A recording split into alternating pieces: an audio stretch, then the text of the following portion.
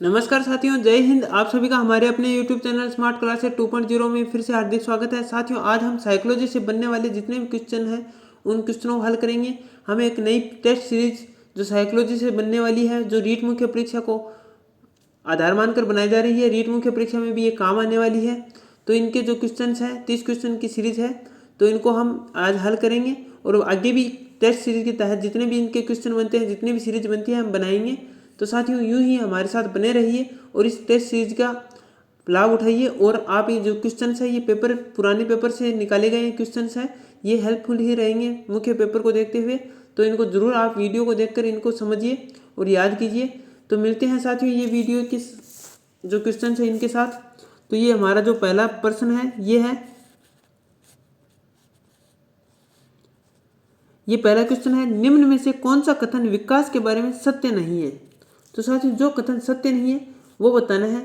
तो वो कौन सा है आपको ही बताना है, मैं बाद में बताऊंगा। निम्न में से कौन सा कथन विकास के बारे में सत्य नहीं है। तो साथियों, विकास अंतःक्रिया का फल है, विकास एक व्यवस्थित श्रृंखला का अनुगामी है, विकास एक व्यक्तिगत प्रक्रिया है, विकास विशिष्ट से सामान्य की ओर होता है।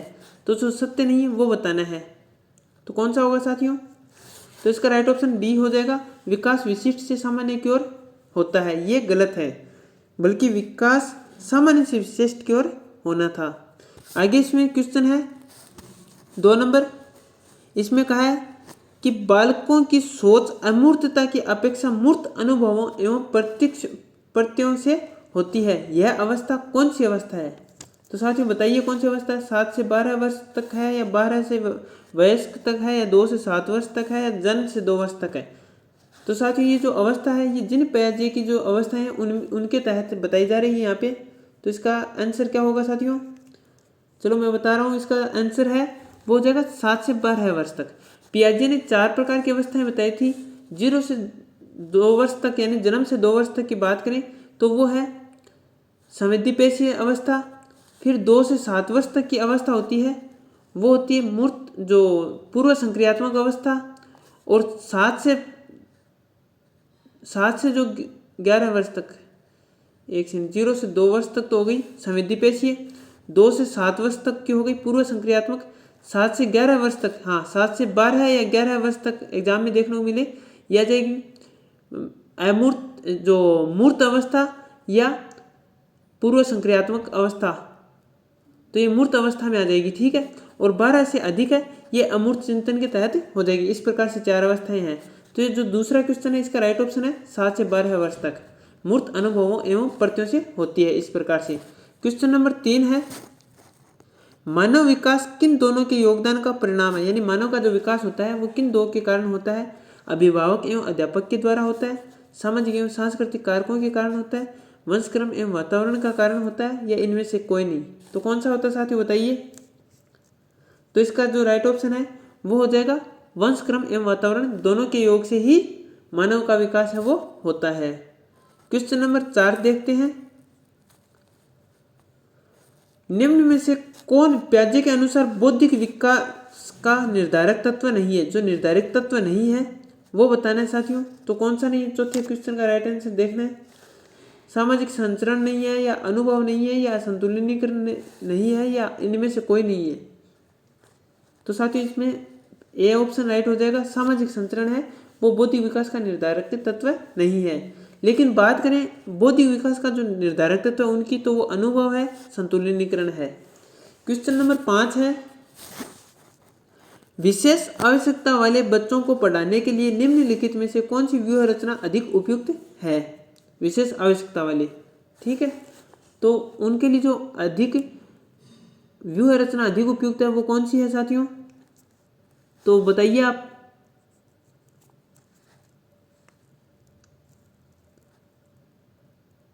तो साथियों जो उपयुक्त है वो है सहकारी अधिगम तथा पीयर ट्यूटरिंग, सहपाठियों द्वारा अनुशिक्षण, ये उपयुक्त है। क्वेश्चन नंबर 6 है, समस्या के अर्थ को जानने की योग्यता वातावरण के दोषों, कमियों एवं रिक्तियों के प्रति सजगता विशेषता है। तो क्या है इसमें? प्रतिभाशाली बालकों की है विशेषता, या सामान्य बालकों की विशेषता है, ये सृजनशील बालकों की विशेषता है या इनमें से कोई नहीं है? तो कौन सा होगा साथियों? तो इसमें हो जाएगा सृजनशील बालकों की विशेषता। आगे क्वेश्चन नंबर 7 है, एक कॉलेज जाने वाली लड़की ने फर्श पर कोट फेंकने की आदत डाल ली है। लड़की की मां ने उससे कहा, कमरे से बाहर जाओ और कोट को खूंटे पर टांगो। लड़की अगली बार घर में प्रवेश करती है, कोट को हाथ में रखकर अलमारी की तरफ जाकर कोट को खूंटे पर टांग देती है। यह उदाहरण किस प्रकार का उदाहरण है? तो साथियों ये उदाहरण श्रृंखलागत अधिगम का उदाहरण है, उद्दीपन अनुक्रिया अधिगम का उदाहरण है, प्रत्यय अधिगम का उदाहरण है, या इनमें से सभी? कौन सा किस प्रकार का उदाहरण है? तो साथियों इसका राइट ऑप्शन क्या होगा? इसका हो जाएगा श्रृंखलागत अधिगम का। आगे क्वेश्चन नंबर 8 है। 8वां क्वेश्चन है, बाह्य अभिप्रेरणा में समावेशित किया जाएगा। तो बाह्य अभिप्रेरणा में किसको समावेशित किया जाएगा साथियों? बताइए कौन सा ऑप्शन इसमें? प्रशंसा और दोषारोपण, प्रतिद्वंदिता, पुरस्कार या दंड, पुरस्कार एवं दंड, परिणाम का ज्ञान। कौन सा होगा इसमें राइट ऑप्शन? तो साथियों इसका राइट ऑप्शन है इनमें से सभी। ये सभी हो जाएंगे बाह्य अभिप्रेरणा में समावेशित। तो कौन कौन से? प्रशंसा एवं दोषारोपण हो जाएंगे, प्रतिद्वंदिता, पुरस्कार एवं दंड, परिणाम का ज्ञान। ये सभी ही बाह्य अभिप्रेरणा में समावेशित किए जाएंगे। क्वेश्चन नंबर 9 देखते हैं,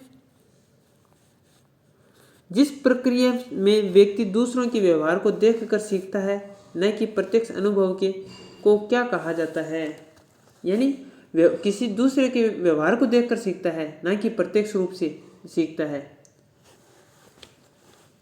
यानी प्रत्यक्ष अनुभव से नहीं सीखता। तो कौन सा होगा साथियों इसमें राइट आंसर? तो इसका राइट आंसर हो जाएगा सामाजिक अधिगम। समाज में रहकर ही बालक दूसरे के व्यवहार को जानकर या देखकर सीख सकता है। आगे क्वेश्चन नंबर 10 है, अधिगम निर्योग्यता का लक्षण है। तो अधिगम निर्योग्यता का जो लक्षण है वो बताना है साथियों।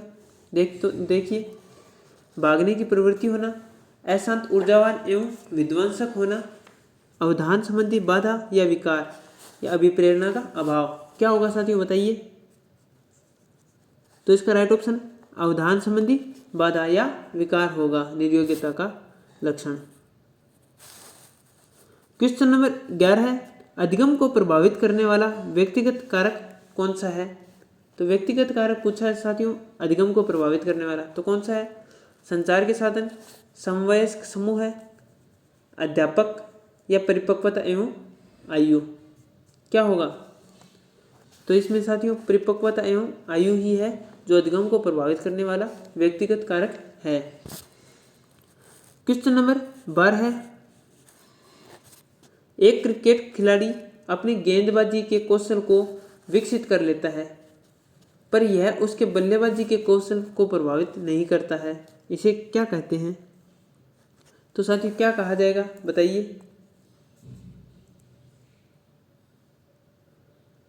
तो इसे कहा जाएगा शून्य प्रशिक्षण अंतरण। आगे क्वेश्चन नंबर 13 है, निम्न में से कौन सा कथन किसी व्यक्ति के मानसिक स्वास्थ्य को उत्तम रूप से प्रदर्शित करता है? कौन सा कथन है साथियों? पढ़िए और देखिए, बताइए कौन सा ऑप्शन होगा?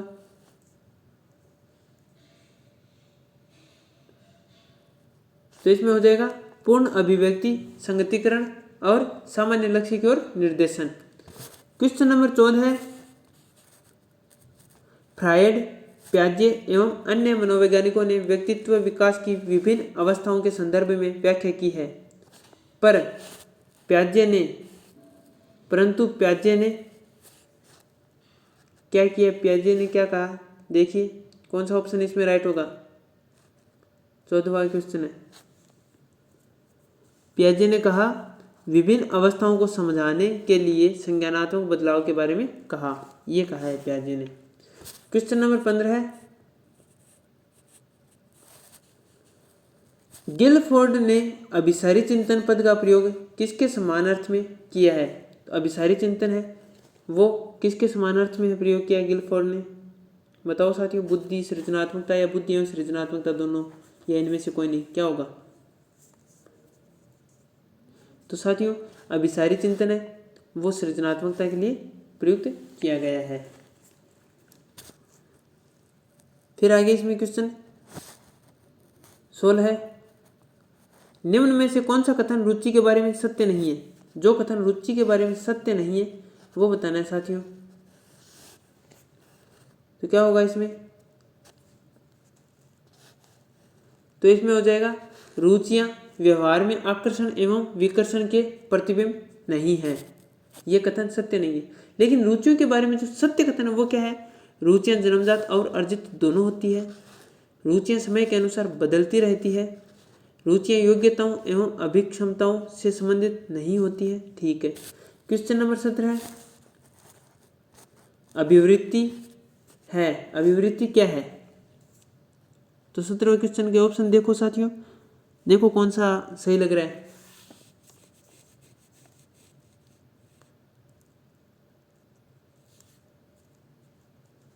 हाँ साथियों, ये बिल्कुल सही रहेगा, जो पहला ए है यही सही हो जाएगा। एक भावात्मक प्रवृत्ति जो अनुभव के द्वारा संगठित होकर किसी मनोवैज्ञानिक वस्तु के बारे के प्रति पसंदगी या नापसंदगी के रूप में प्रतिक्रिया करती है, वो ही अभिवृत्ति होती है।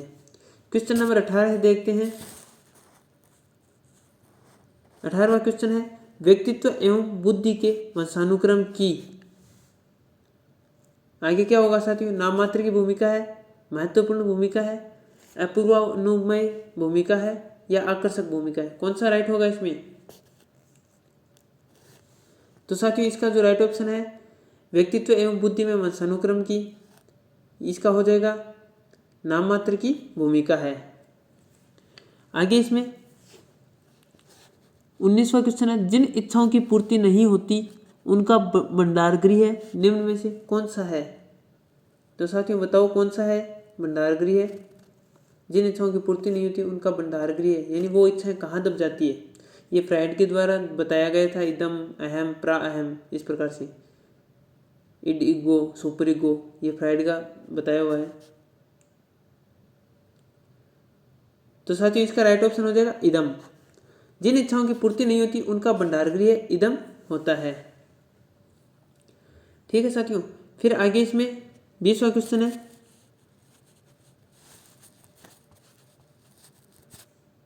रक्षा तंत्र बहुत सहायता करता है। साथियों रक्षा तंत्र बहुत सहायता करता है किसकी?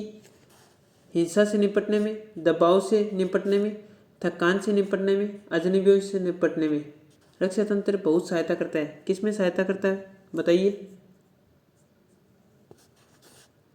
तो साथियों ये है दबाव से निपटने में रक्षा तंत्र बहुत सहायता करता है। क्वेश्चन नंबर 21 है, शारीरिक निर्योग्यता वाले व्यक्ति के लिए निम्न में से कौन सी युक्ति रक्षा तंत्र में सबसे संतोषजनक होगी? तो कौन सी संतोषजनक युक्ति होगी बताइए साथियों? तो इसमें होगी अतिकल्पना, ये रक्षा तंत्र में सबसे संतोषजनक युक्ति होगी। क्वेश्चन नंबर 22वां है, बालक प्रसंग बोध परीक्षण 3 से 10 वर्ष की आयु के बालकों के लिए बनाया गया है। इस परीक्षण में कार्ड में प्रतिस्थापित किए गए हैं, क्या किए गए हैं साथियों? सजीव वस्तुओं के स्थान पर निर्जीव वस्तुओं को, लोगों के स्थान पर जानवरों को, पुरुषों के स्थान पर महिलाओं को, वयस्क के स्थान पर बालकों को, किनको प्रतिस्थापित किए गए हैं बताइए? तो साथियों इसका राइट ऑप्शन हो जाएगा लोगों के स्थानों पर जानवरों को, ये राइट ऑप्शन माना गया है। फिर आगे 23वां क्वेश्चन है, 23वें क्वेश्चन में है, सृजनशीलता के पोषण के लिए एक अध्यापक को निम्न में से किस विधि की सहायता लेनी चाहिए? तो साथियों कौन सी विधि है? ब्रेन स्टॉर्मिंग विचारावेश है, यह व्याख्यान विधि है, यह दृश्य सर्वे सामग्री है, यह इनमें से सभी, कौन सी है? तो साथियों इसमें जो विधि है वो है ब्रेन स्टॉर्मिंग विचारावेश। क्वेश्चन नंबर 24 देखते हैं। 24वां क्वेश्चन है, निम्न में से कौन सा कथन सही नहीं है? तो साथियों जो कथन सही नहीं है वो बताना है 24वें में। आवश्यकता वंचना की शारीरिक अवस्था नहीं है। अंतर्नोद आवश्यकता का मनोवैज्ञानिक परिणाम है। आवश्यकता एवं अंतर्नोद समान नहीं है बल्कि समानांतर है। मूल प्रवृत्तियां आंतरिक जैविक बल है। तो क्या होगा इसमें साथियों राइट आंसर? तो 24वें का जो राइट आंसर है वो ए हो जाएगा। आवश्यकता वंचना की शारीरिक अवस्था नहीं है, क्योंकि यहाँ पर पूछा है कौन सा कथन सही नहीं है, ये सही नहीं है के अर्थ में हो जाएगा। फिर आगे क्वेश्चन इसमें जो सही नहीं है होने के अर्थ में तो हो गया। अब इसमें जो सही है उनको देखते हैं। तो इसमें हो जाएगा अंतर्नोद आवश्यकता का मनोवैज्ञानिक परिणाम है, बिल्कुल सही बात है। आवश्यकता एवं अंतर्नोद समान नहीं है बल्कि समानांतर है, ये भी सही है। मूल प्रवृत्तियां आंतरिक जैविक बल है, ये भी सही है। क्वेश्चन नंबर 25 है, शिक्षा का अधिकार अधिनियम 2009 में एक अध्यापक के लिए न्यूनतम कार्य घंटे प्रति सप्ताह निर्धारित किए गए हैं। कितने निर्धारित किए गए हैं कि एक जो टीचर है या अध्यापक है वो एक सप्ताह में इतने घंटे पढ़ाएगा। कितने घंटे साथियों बताइए? तो वो है 45 यानी 45 घंटे टीचिंग करवाएगा। ठीक है, आगे क्वेश्चन नंबर 26 है। ये टीचिंग नहीं, ये सारे ही घंटे उसमें है। ठीक है, तो वो एक टीचर के लिए घंटे है, इतने सप्ताह में इतने घंटे स्कूल में देने होंगे। 26वां क्वेश्चन है, शिक्षा का अधिकार अधिनियम 2009 में एक अध्यापक को निम्न में से किस दायित्व को पूरा करना होगा? कौन सा दायित्व है साथियों बताइए? विद्यालय में नियमित रूप से समय पर उपस्थित होना होगा, पाठ्यक्रम का संचालन कर पूरा करना होगा, संपूर्ण पाठ्यक्रम को निर्धारित समय पर पूरा करना होगा, या इनमें से सभी? कौन सा कारण है?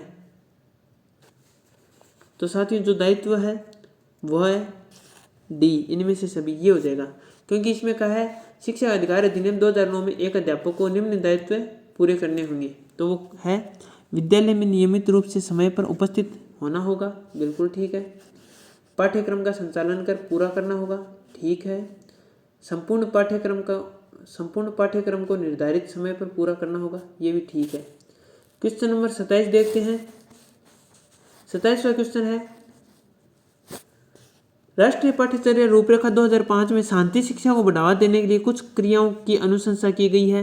पाठ्यक्रम रूपरेखा में निम्न में से किसे सूचीबद्ध किया गया है? तो साथियों ये जो 27वां क्वेश्चन है इसका राइट ऑप्शन बताइए।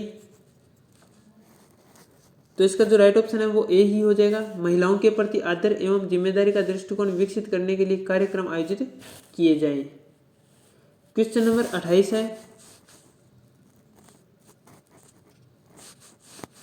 28वां क्वेश्चन है, राष्ट्रीय पाठ्यचर्या की रूपरेखा 2005 में बातचीत की गई है। तो किस प्रकार की बातचीत की गई है बताइए साथियों।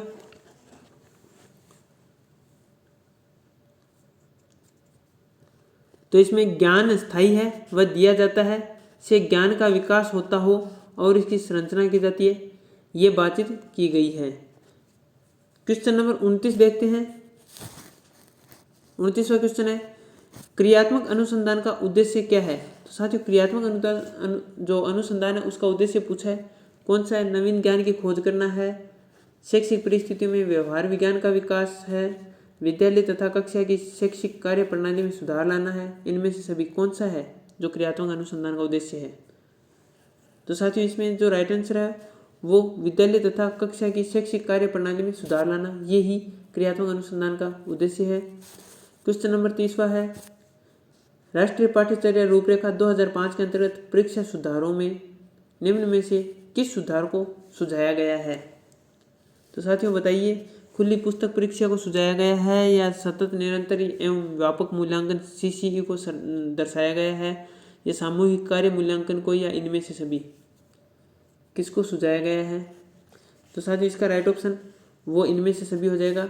यानी राष्ट्रीय पाठ्यचर्या रूपरेखा 2005 के अंतर्गत परीक्षा सुधारों में जो सुधार को सुझाया गया है वो है खुली पुस्तक परीक्षा, सतत एवं निरंतर यानी सतत या निरंतर एवं व्यापक मूल्यांकन, सामूहिक कार्य मूल्यांकन, ये इसका राइट ऑप्शन हो जाएगा। साथियों आपने ये जो 30 क्वेश्चन अटेम्प्ट किए हैं आपने अच्छे ढंग से दिए हैं, तो आप कमेंट सेक्शन में ज़रूर बताइएगा आपके कितने क्वेश्चन राइट हो रहे हैं और कितने गलत हो रहे हैं।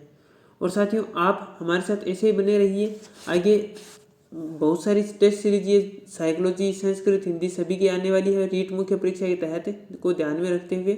तो इस प्रकार से आप हमारे साथ जुड़े रहिए, और चैनल पर पहली बार विजिट कर रहे हैं तो चैनल को सब्सक्राइब कीजिए, वीडियो अच्छा लगे तो लाइक कीजिएगा, शेयर कीजिएगा अपने दोस्तों के साथ। इसी प्रकार आप अपना सपोर्ट करते रहिए और मिलते हैं एक नई वीडियो के साथ। जय हिंद, जय भारत।